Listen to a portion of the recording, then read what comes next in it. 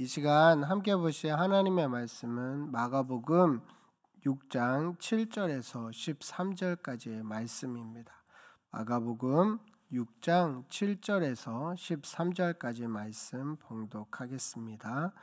12 제자를 부르사 둘씩 보내시며 더러운 귀신을 제어하는 권능을 주시고 명하시되 여행을 위하여 지팡이 외에는 양식이나 배낭이나 전대의 돈이나 아무것도 가지지 말며 신만 신고 두벌 옷도 입지 말라 하시고 또 이르시되 어디서든지 누구의 집에 들어가서든지 그곳을 떠나기까지 거기 유하라.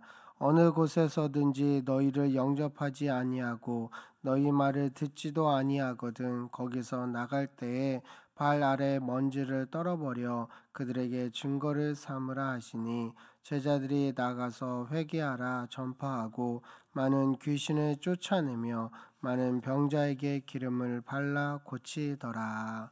아멘. 이 시간 예수님의 능력을 믿고 오직 복음만 전하라 라는 제목으로 함께 말씀을 나눌까 합니다.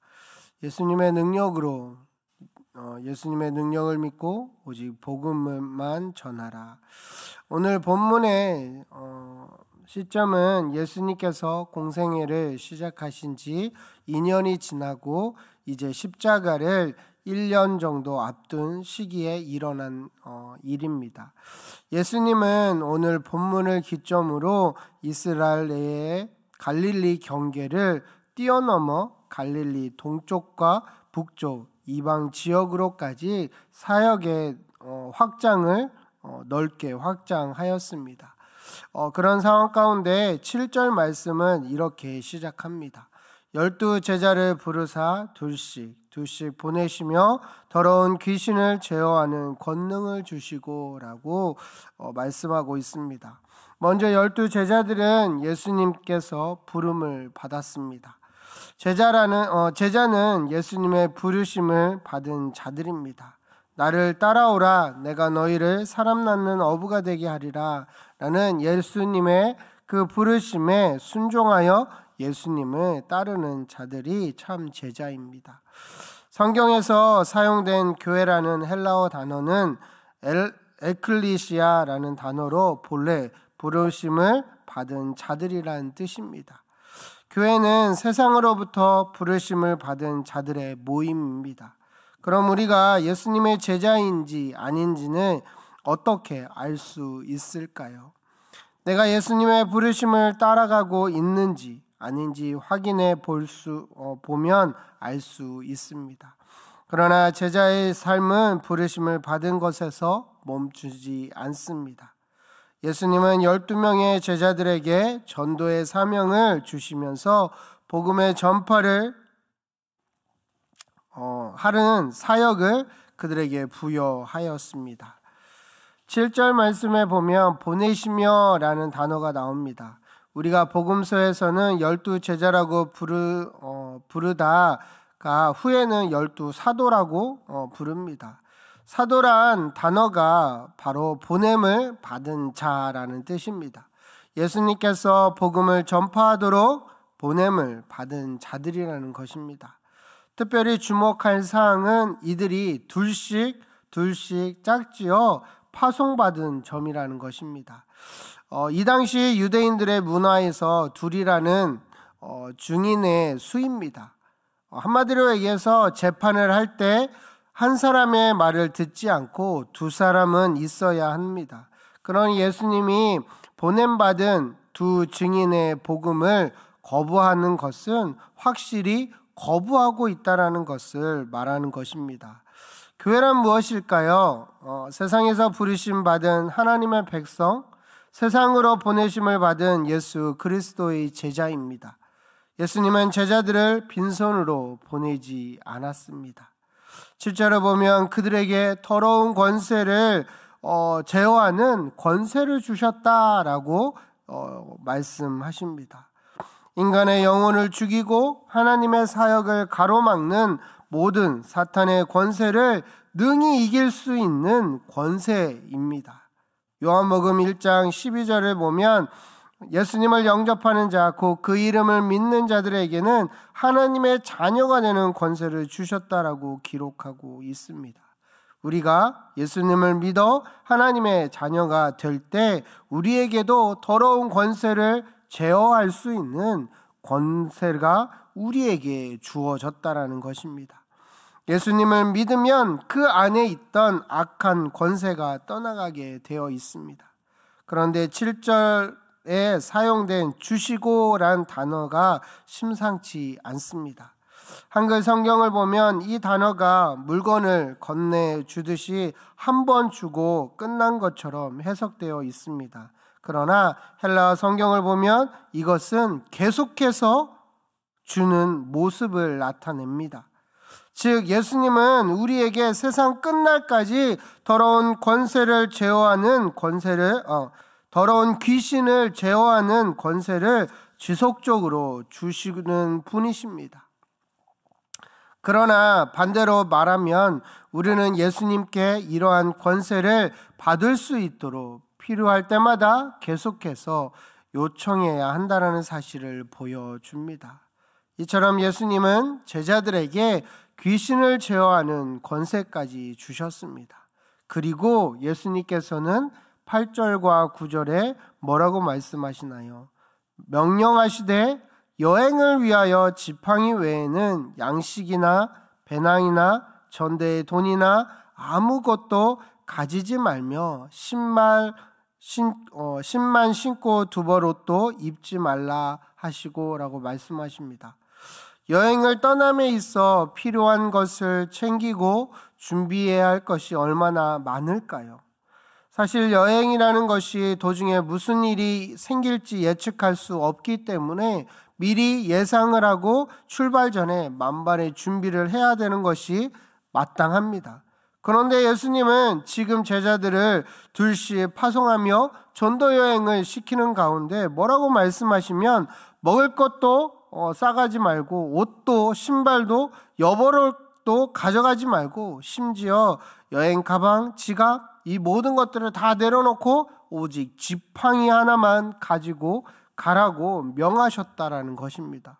왜 예수님은 지금 전도여행을 시작하는 이 제자들에게 지팡이 외에는 다른 물건, 필요한 여행 때 필요한 모든 것들을 금하고 계시는 것일까요?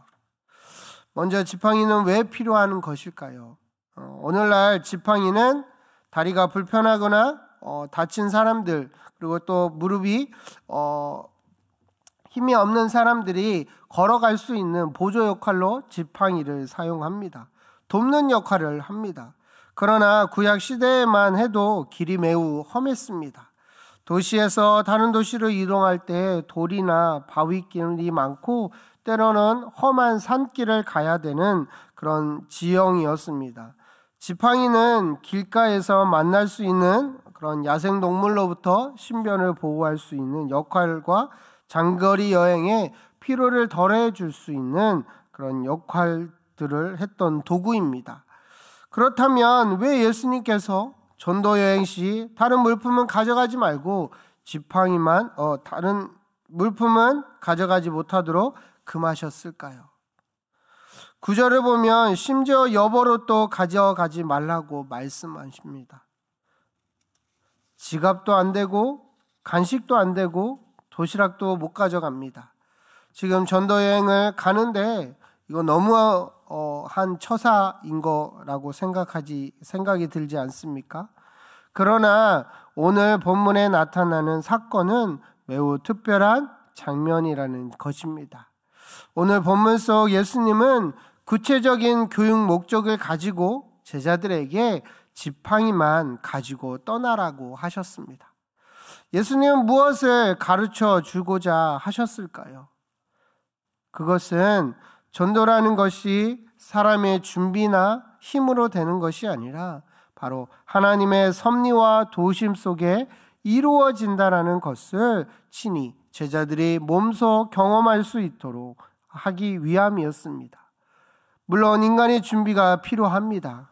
우리의 힘과 지혜도 최대한 사용해야 합니다. 그러나 지금은 훈련 기간이었기 때문에 무엇보다도 제자들이 예수님을 떠나 처음으로 가는 이 전도 여행 가운데 그들이 스스로 준비해서 뭔가를 이루기보다 그들의 삶 가운데 하나님이 공급해 주시는 그 능력으로 행하기를 원하셨더라는 것입니다. 예수님은 제자들이 이번 전도 여행을 통해 최대한 하나님만 의존하는 시간을 갖기를 바라셨다는 것입니다. 따라서 제자들은 자신들이 쓸 필요를 스스로 챙겨가는 것이 아니라 이미 그들의 모든 필요를 알고 미리 예비해 놓으실 하나님의 능력을 전적으로 의존하는 신앙을 가지고 복음 전파의 사명을 감당해야 했습니다. 10절을 보면 또 이르시되 어디서든지 누구의 집에 들어가서든지 그것을 떠나기까지 거기 유하라 라고 말씀합니다. 여기 어디서든지 라는 말은 어디일지라도 관계없이 라는 말입니다. 즉 제자들이 가는 곳이 매우 광범위하여 어느 장소가 될지 모른다라는 것입니다. 그러나 그 장소가 어디일지라도 관계없이 하나님께서 원하시는 곳이라면 가라는 것입니다.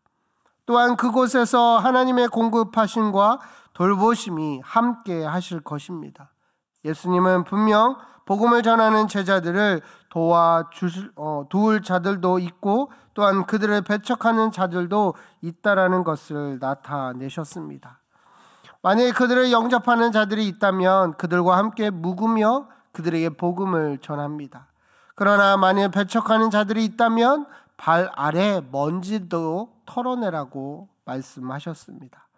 발 아래의 먼지를 떨어버리는 이 행위는 유대인들이 이방인들에 대하여 극도의 경멸을 나타내는 때 사용되었던 그런 상징적인 표현입니다.